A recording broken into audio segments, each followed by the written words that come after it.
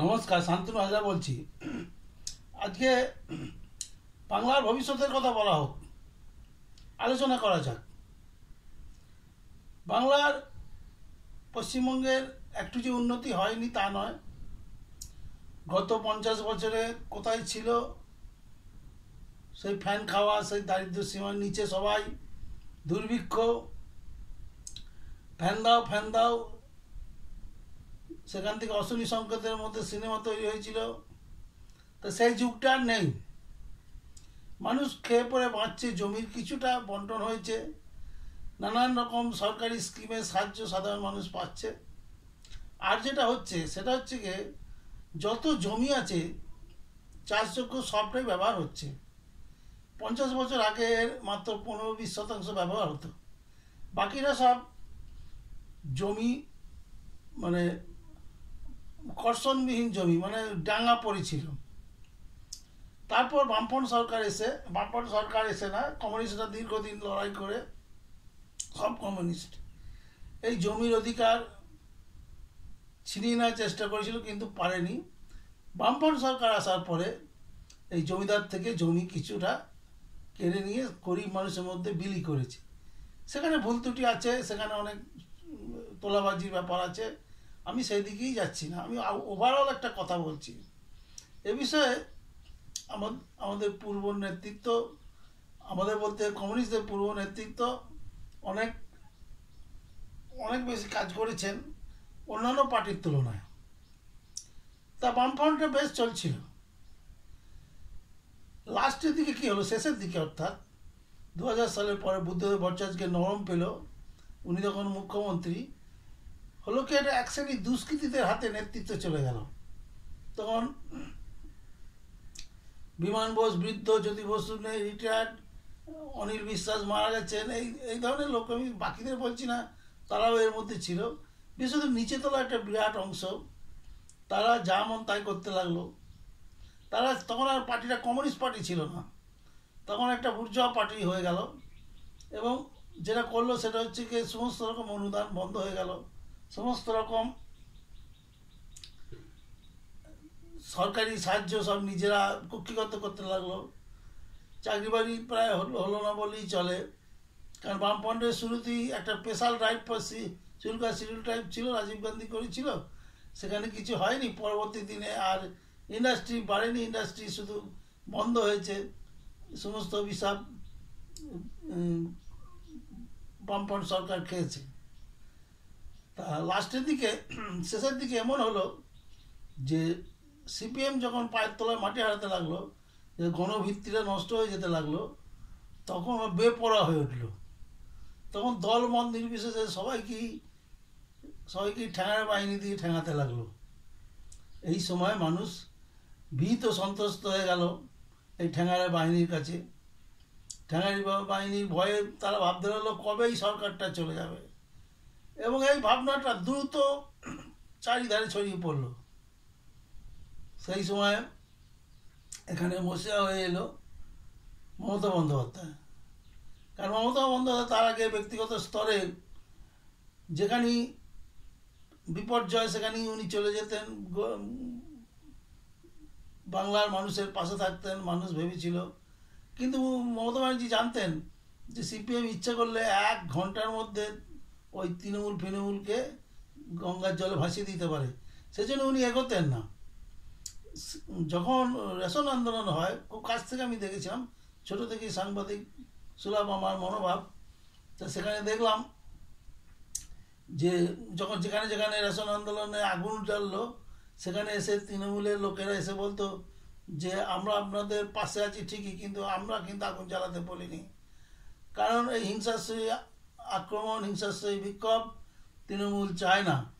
তারা নিজেদের রাস্তা পরিষ্কার করে করে গেছেন, কোনো অশান্তিতে নিজেদেরকে জড়ায়নি। তখন এই লড়াইটা বিজেপি দিচ্ছিল। পরবর্তী দিনে বিজেপি আলুপ হয়ে যায়, মমতা ব্যানার্জির প্রচণ্ড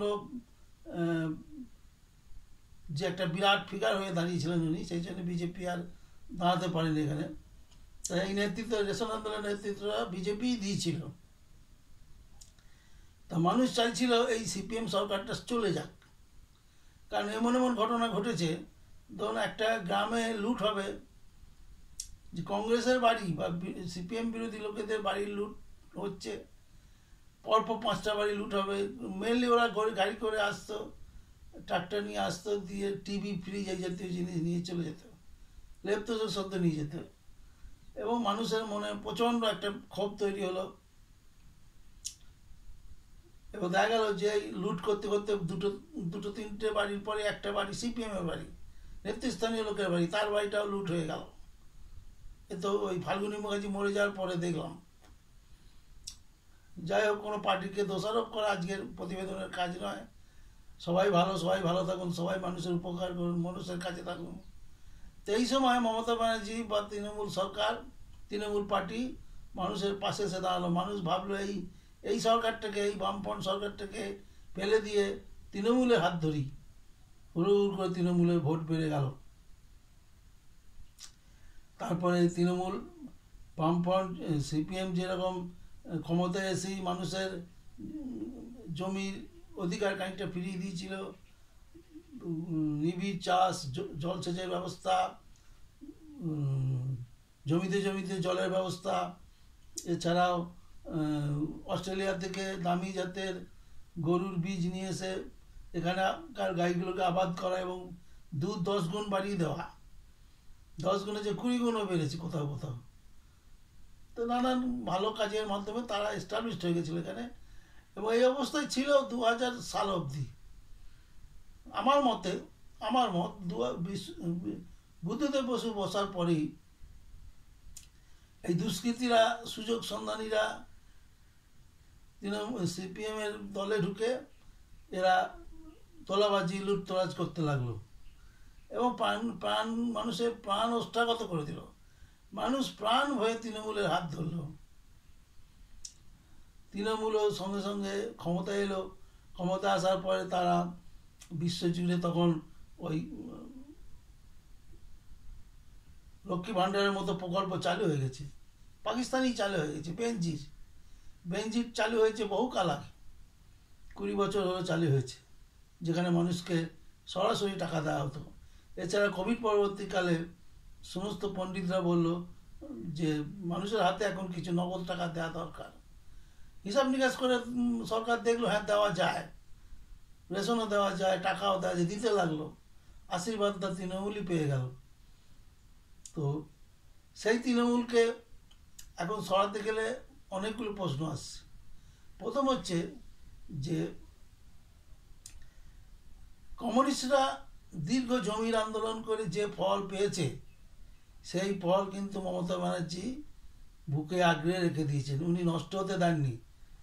উনি যদি এই ভারতবর্ষের পলিটিক্সের মধ্যে বিজেপির হাত ধরতেন, জানি না পুরোপুরি, হয়তো কিছুটা নষ্ট হয়ে যেত, কারণ বিজেপি জমির সিলিং তুলে দিত। এই বিজেপি কিন্তু থাকতো না, এরা যেমনি কমিউনিস্টরা যেরকমভাবে ছিল এভাবে থাকতো না। তো মমতা ব্যানার্জি কিন্তু সেই ফল বুকে ধরে রেখে দিয়েছেন, এবং এখন তো দুষ্কৃতিতে চোরেতে ভর্তি হয়ে গেছে পার্টিটা। এছাড়া মানুষ ডবল ইঞ্জিন সরকার, অর্থাৎ ডেভেলপমেন্ট চাইছিল। আমাদের যে 100টা জুট মিল ছিল, কত লোক কাজ করতো, এসব বন্ধ হয়ে গেছে। গোটা কলকাতা এখন ধুঁকছে, ছোটো ছোটো ইঞ্জিনিয়ারিং ইন্ডাস্ট্রি বন্ধ হয়ে গেছে, সমস্ত ভারী শিল্প বন্ধ হয়ে গেছে, জিকেডাব্লিউ থেকে শুরু করে যা বলবেন, কারণ দিন পাল্টিয়েছে, বন্ধ হয়ে গেছে। তা মানুষ চাইছে সেসব আবার ফিরে আসুক, সেই সোনার দিন আবার ফিরে আসুক, যদি বিজেপি কিছু করে। কিন্তু বিজেপি করবে কি? মানুষ সেই বামপন্থকে ভয় পেল কয়েক বছর, পরিবর্তনের দিকেই গেল না। তারপরে এলো মুসলিম তোষণ। মুসলিমরা এই মামাটি মানুষ সরকারকে আঁকড়ে ধরে থাকলো, সেই ফায়দাটাও মমতা ব্যানার্জি নিলেন। এবার নেক্সট হচ্ছে গিয়ে মানুষ একবার বিজেপিকে দেখতে চাইছে, হয়তো এবারে দেখতেও পারে। এবারে সবটাই নির্ভর করছে যে